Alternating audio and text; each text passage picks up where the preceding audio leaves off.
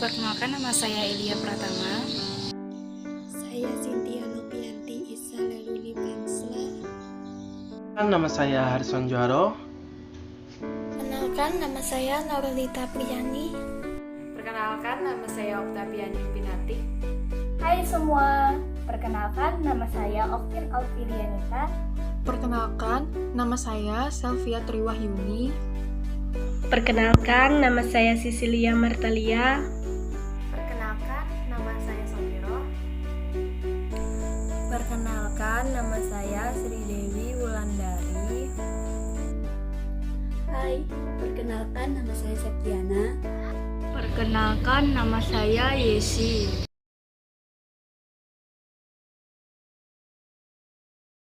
Kanker adalah pertumbuhan sel jaringan yang tidak normal, berkembang dengan sangat cepat, tidak terkendali, dan terus membelah diri. Sel jaringan ini akan merusak sel-sel jaringan yang normal. Jenis kanker ialah kanker darah atau leukemia, kanker hati, kanker payudara, kanker kulit melanoma, kanker lambung, kanker lidah, kanker mulut, kanker otak, kanker tiroid, kanker serviks, dan kanker paru. Kaitannya dengan gizi. Penyakit kanker adalah salah satu penyakit penyebab kematian terbanyak di beberapa negara. Sekitar 70-90% penyakit kanker disebabkan oleh gaya hidup atau lifestyle. Dari semuanya itu, dari faktor lingkungan tersebut, baik dari gaya hidup, 40-60% penyakit kanker erat kaitannya dengan masalah gizi. Kita akan membahas yang pertama, yaitu lemak. Tampaknya bukan lemak yang bisa menyebabkan kanker, namun lemak tak jenuh ganda dalam diet yang lebih berpengaruh. Lemak baik itu lemak jenuh ataupun tak jenuh, atau lemak hewani dan lemak nabati. Masukan lemak juga tidak hanya berpengaruh dalam penyakit kanker, namun juga sangat berpengaruh dalam seseorang yang mengalami penyakit jantung dan bagi mereka yang memiliki berat badan berlebih atau kegemukan.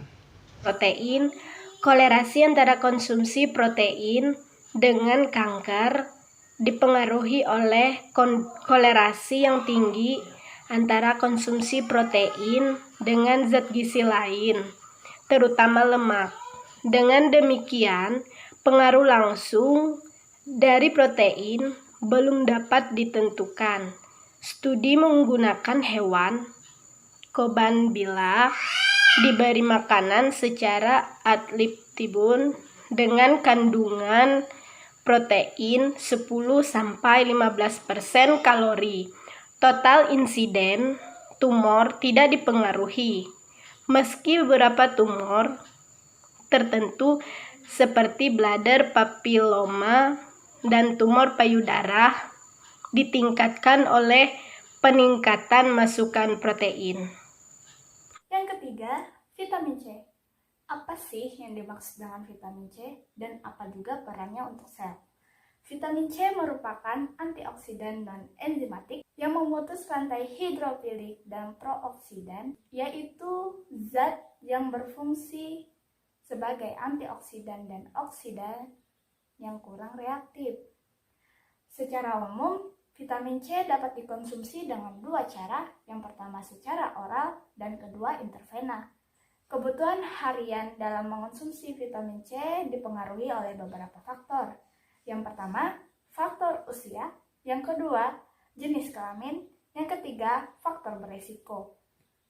Berdasarkan Recommended Dietary Allowance atau RDA, biasanya pria mengonsumsi 90 mg per hari, sedangkan perempuannya mengonsumsi 75 mg per hari dengan dosis 2000 mg per hari.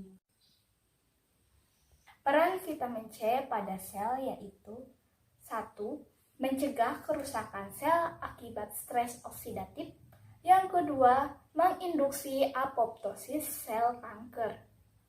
Vitamin E merupakan antioksidan yang paling banyak di alam. Zat penyapu radikal bebas dan bersifat lipofilik.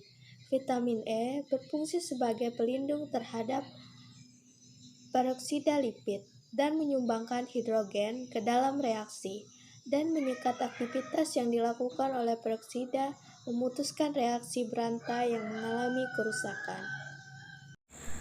Mineral adalah yang berhubungan dengan sel imun, yaitu zinc.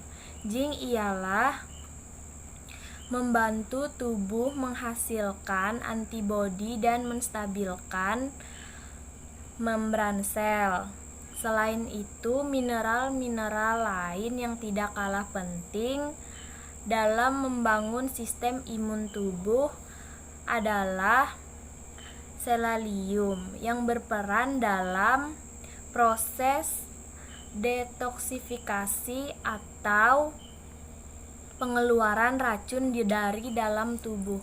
Serat makanan meliputi selulosa, hemiselulosa, lignin, gum, pektin.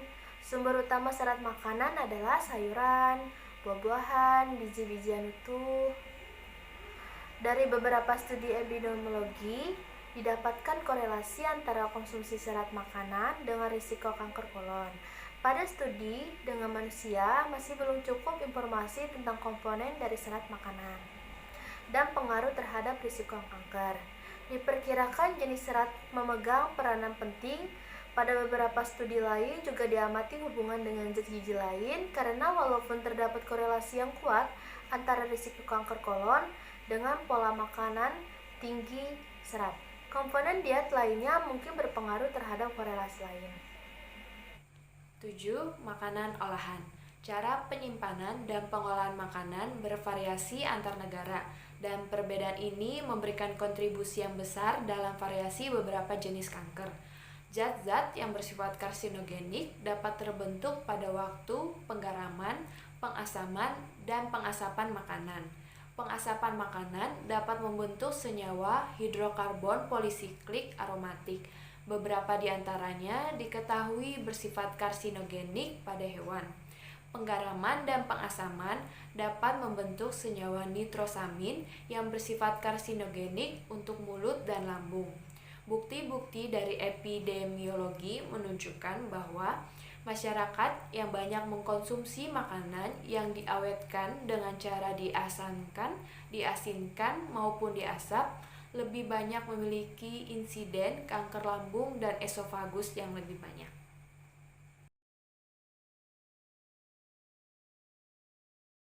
Hubungan kanker terhadap gangguan radikal bebas. Radikal bebas memang dikenal sebagai salah satu penyebab kanker yang utama. Bagaimana tidak, asap kendaraan, asap rokok, polusi, sinar UV, stres, dan berbagai kondisi penyebab radikal bebas lain pasti mendampingi berbagai aktivitas yang dilakukan. Paparan dari radikal bebas yang terjadi selama bertahun-tahun inilah yang menyebabkan kerusakan pada sel dan jaringan tubuh. Apa itu radikal bebas? Radikal bebas adalah suatu molekul kehilangan pasangan satu buah elektron dari pasangan elektron bebasnya. Hilangnya pasangan elektron inilah yang menyebabkan radikal bergerak bebas mencari pasangan elektron yang baru. Di sini saya akan menjelaskan saat molekul radikal bebas ini masuk ke dalam tubuh. Molekul radikal bebas ini akan mencari pasangan elektron lain dan mengambil dari sel tubuh yang sehat sehingga merusak sel dan jaringan tubuh. Selain itu, radikal bebas tidak hanya menyerang sel dan jaringan tubuh, radikal bebas juga bisa menyerang DNA dan merusak DNA itu sendiri. Kerusakan DNA inilah yang menyebabkan terjadinya mutasi dan pertumbuhan sel-sel abnormal yang bisa berkembang menjadi kanker. Selain itu, radikal bebas juga diduga sebagai pemicu zat-zat karsinogenik sebagai salah satu penyebab kanker. Itulah bagaimana radikal bebas menyebabkan kanker yang bisa diketahui. Lalu, bagaimana mencegah radikal bebas terbentuk di dalam tubuh? Yang harus dilakukan untuk mencegah dampak buruk yang timbul dari radikal bebas adalah membatasi pembentukan radikal bebas, yaitu antioksidan. Antioksidan adalah sebuah zat yang bisa menghambat proses kimiawi yang dilakukan oleh radikal bebas pada sel tubuh. Senyawa ini sudah dimiliki oleh tubuh dalam bentuk enzim. Namun jumlahnya tidak cukup untuk melawan dampak dari radikal bebas. Oleh karena itu diperlukan mengkonsumsi makanan yang mengandung antioksidan seperti makanan sumber vitamin C dan vitamin E, seng dan beta karoten yang banyak terkandung dalam berbagai jenis buah dan sayur. Sekian penjelasan dari kelompok kami. Apabila ada kata-kata yang salah dalam penyampaian materi, kami mohon maaf. Terima kasih.